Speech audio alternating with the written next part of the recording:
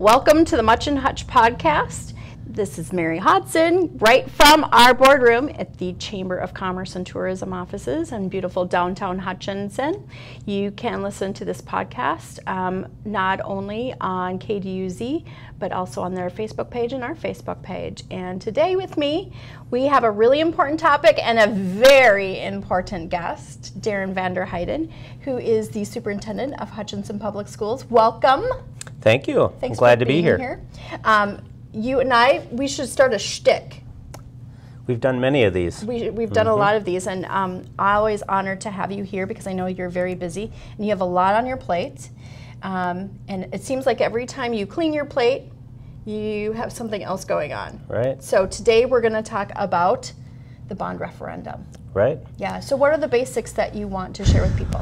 Yeah, I think it's important, and I'm going to go back to our 2015 bond referendum. Great. 2015, that November, we passed a bond referendum to completely renovate our high school. And this is one of the questions I quite often get with the proposed referendum that we have coming this November is, why didn't we do all that at one time? And at that time, we made an intentional decision to just take care of the high school issues, the secondary issues, and then we told our residents in the community that we would come back once that project was over and we would look at our K-5 facilities. So really, we're just fulfilling that commitment, and we're at that point now. So we actually started our facility study, our birth to grade 5 facility study, about 18 months ago. So we actually started that study prior to the high school being completely done, and now we're prepared to ask the voters if they would support our plan. So when you say birth to 5th grade, you're talking about like ECFE. Correct. What we know as, and that stands for? Early Childhood Family Education. And if people aren't familiar with that facility, it used to be the small brown temporary building that was just north of West Elementary. It's now been painted gray. But it's still that same facility. And again, that was a temporary building. It's been there about 30 years. When we started talking about this and I learned that it was a temporary building, but it's been here for 30 years. Right. That just lends itself to what we've been trying to do and get through to this point. Yeah, and the staff has done a fantastic job utilizing that building. It's served its purpose, but we've known for some time that that's a program that needs to go into a modern school. So part of our proposal is to move ECFE and to have some space specifically designed for that program within the West Elementary. Okay, great. Yeah. So preschool is now in West Elementary as well. Correct. So looking at ECFE, and then the preschool program, and then what grades would be in West? Yeah, so the plan is to move ECFE in to West, as you explained, and then our preschool programming has actually expanded the last couple of years with school readiness and those programs. And our early childhood special education program has also expanded, and they need some additional space. So within West Elementary, we would reorientate some space there for those programs, and then we would do a major addition on the north side of West Elementary for grades 2 and 3. So grades 1, 2, and 3, along with kindergarten and these other programs, would be housed at West Elementary. And then the site would be reorientated. We would take care of some of the busing issues that we have at Park. Loading the buses, that's the main bus hub. That would move to West, and we would have that off a city street. And it would also allow us, so our youngest learners wouldn't have to shuttle and change buses. So if you think about it right now. That makes so much sense. I see where you're going. So at West Elementary right now, we actually have shuttles that go from West to Park each day. There's about 6 buses that shuttle our 5- and 6-year-olds to Park. They get off that bus, and then they go find their go-home bus. And it is quite a sight to watch that happen on a daily basis. We do it on Grove Street. Conversations on social media as parents are watching, because it takes a lot of time for those littles to get used to that Right. schedule and routine. Right, and that's 1,300 kids each day trying to find the right bus. And we've known this for some time, that we would much prefer to have the main hub at West Elementary. So our youngest learners would be released from school, they would get on their take-home bus, and our older students, our 4th and 5th graders, then would be shuttled to that location, and they would find the correct bus to go Okay, home. so then you answered my next question, because as I was doing math, and you know how good I am not at math, that left 4th and 5th at Correct. Park Elementary. Yes. Okay. So Park Elementary, the plan there is to convert that building to a 4th and 5th grade only. Okay. And that would be a complete renovation, all new mechanical systems, new plumbing, new electrical, heat and air conditioning in that building. So the plan right now is we would maintain the 1938 portion of that building. Sure. And the 56 portion would be removed. So if you're familiar with that building, the 56 portion is on the north side of that building. And that's got the most significant infrastructure needs and problems.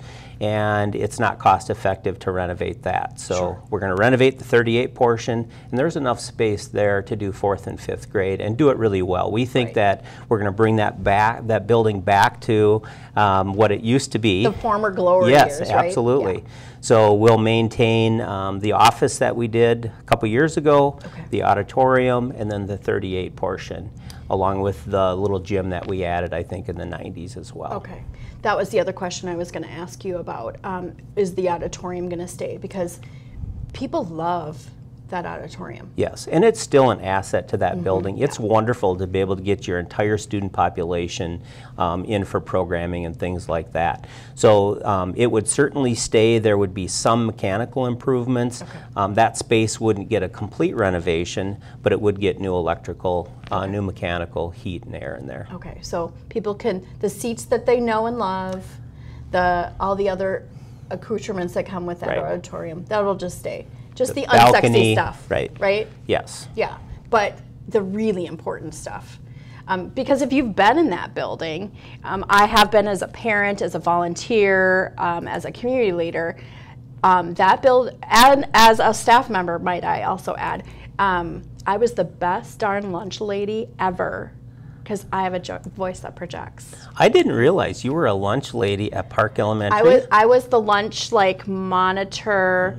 Everybody stopped talking so loudly and screaming, Right. but my voice could project. But I also worked in the office and filled in Okay. for the unfillable position of Sarah Peterson. Gotcha. That was a joy. You bet. But that building has so many struggles with the layout and with that infrastructure that's so important, Right. because it's pretty uncomfortable. Right. And you can imagine, I mean, that building's been there since 1938. There's a lot of very, very antiquated systems in it. Right. So in this renovation, those would be all updated to modern standards, which is important. Yeah. The actual structure of the building, believe it or not, is still in very good shape. It's actually one of the better buildings. It just needs a major facelift. Yeah. So we're talking about doors, windows, all those things that need to be replaced. Right. Along with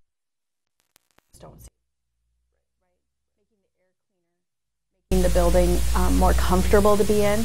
Boy, it's really hard to learn and keep focus when you're uncomfortable, whether you're too hot. So I ran into a teacher last week who was coming out of a store, and she had a bag of popsicles for her students as a reward for being so good during a really warm week.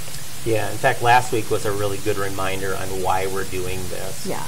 It got into the upper 80s and almost 90 degrees last week, and it was really, really hot in that building, almost to the point where it's hard to stay focused for kids and teachers.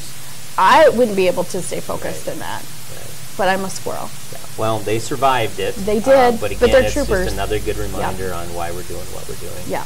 Yeah. And I think about how happy and not even satisfied is not even the right word that I want to use, Derek. How over the moon, over the top, over the moon, happy people are with the success of the renovations at the high school.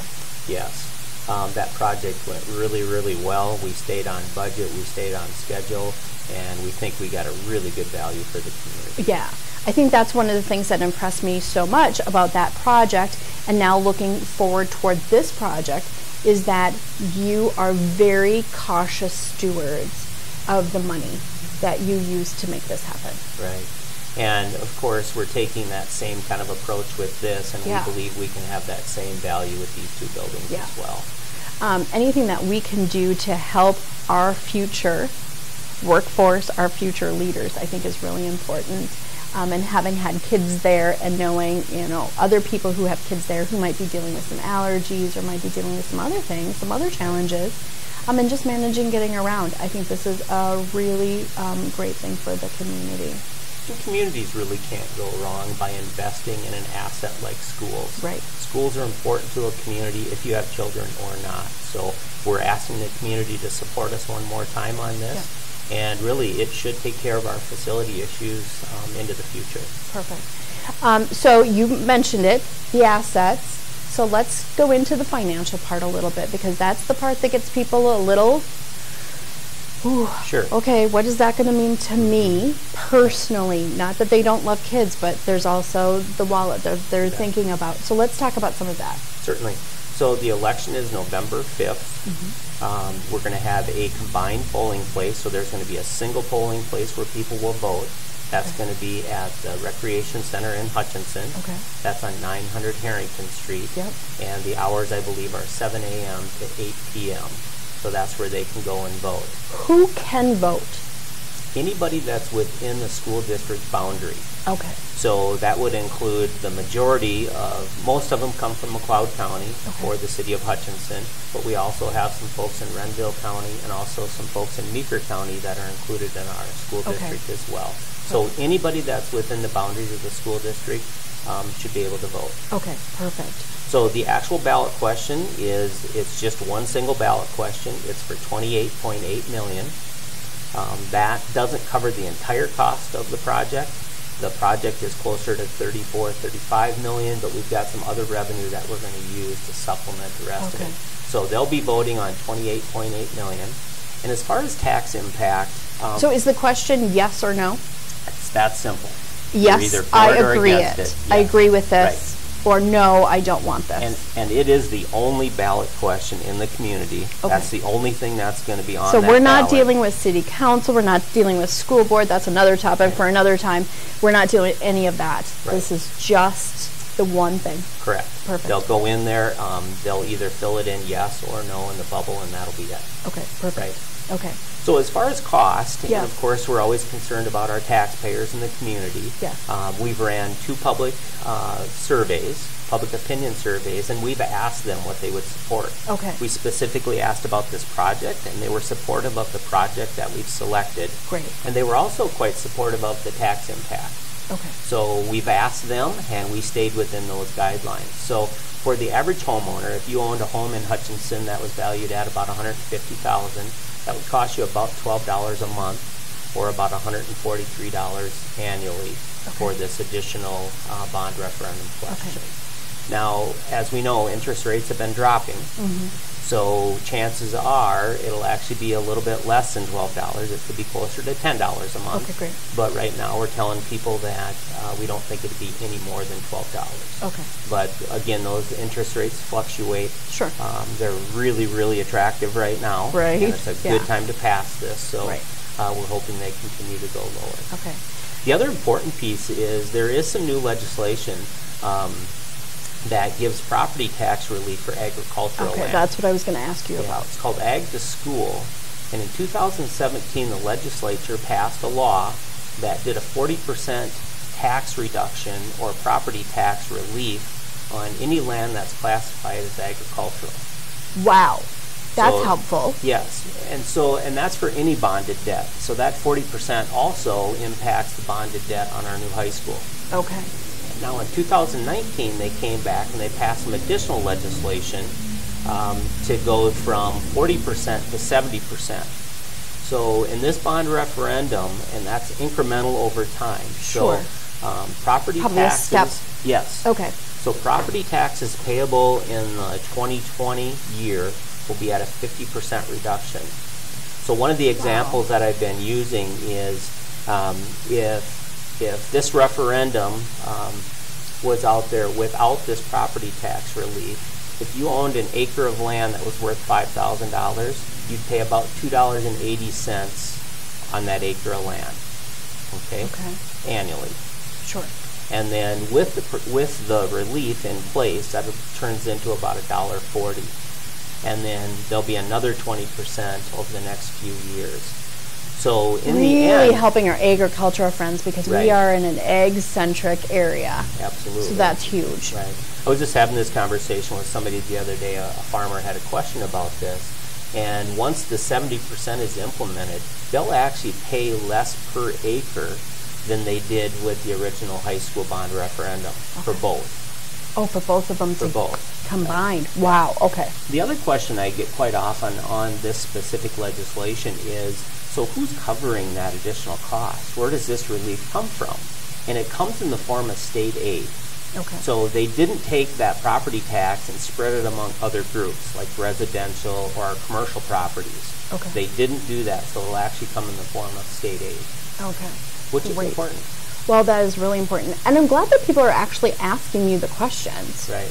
Because so many times I hear from you and other administrators of other organizations, well, if people would just call, I'm happy to talk to them. I'm happy to walk them through and give them the facts. Because, you know, we're in a community that likes to have morning coffee. And sometimes it's just about the hearsay, and you know, it's the telephone game. Right. And so we don't want that information to get distorted. So I love that somebody actually reached out to you. And they can always go to our website as well, isd423.org. They can go there, and at the bottom of our homepage, they can click on it, and there's a bond referendum button there, and it's got all kinds of information. So they could go in there. There's also a property tax calculator where they can put their actual value of their home in to see what kind of tax impact they would have. Great. And they can always call. We will always pick up the phone and answer any questions that they have. I appreciate that very much, because it is something that people want to know about. And our egg friends have taken such a hit. Right. And so I know that's really important to them as well. Great. So what else should we know or be sharing about this project? Yeah, I guess, again, probably the most important thing is that people have questions. They can certainly give us a call. They can go to our website. If they don't find the answers there, they could certainly stop down at central office as well, and we could talk through that. We are going to have a couple of public hearings on it. I think they're October 15th and 16th, where we will have kind of an open Q&A. I'll do a short presentation on what the project looks like, and then we'll take questions there as well. I love this. So you can stop at the chamber or probably other places and get this little business card that has the information on it. So absentee and early voting, September 20th to November 4th at the Hutchinson City Center. Right. I think someone said that there's actually somebody set up there in the offices to actually help you with your absentee voting. And election day is again November 5th. And then you have this great fact sheet with the information and a little tax impact on it too. So that's really helpful. So really this Fast Facts kind of goes through in summary form on the need, what it looks like, the tax impact, things like that. But we've got more detailed information as well if they would like more. Great. So I think the big thing is we just need to remind people to vote on November 5th, and we hope they support the project. Supporting the future is something that we can never really put a number on. Right? We can say that it impacts our taxes this way. It might impact maybe how much coffee that people might get somewhere. But helping our future is priceless. Right. See what I did there? And kids only get one shot at this. Yeah. You only get to be a kindergarten student 1 year. You only get to be an ECFE during those toddler years. Yeah. So we don't want to miss that. We want to make sure that we have appropriate facilities for those kids. I'm sure you can, as I can, go back and think of, and it was a long time ago. We don't need to do that math because neither one of us have enough shoes and socks between us. But I have very specific memories of kindergarten and loving what I was doing and the interactions I was having. My teacher, Miss Sieg, and the things that I learned from her were priceless. Absolutely. So hopefully people will be thinking about those things. If you need to get more information, I just want to be able to rattle this off again, isd423.org. You can email at info@isd423.org, or you can give them a call here locally in Hutchinson, 587-2860. Again, hopefully you will be voting on November 5th. It's a super easy one, in and out. Everything's going to happen at what we know as the Park and Rec Center here in Hutchinson over by the arena. And do we know what the road access will be at that time?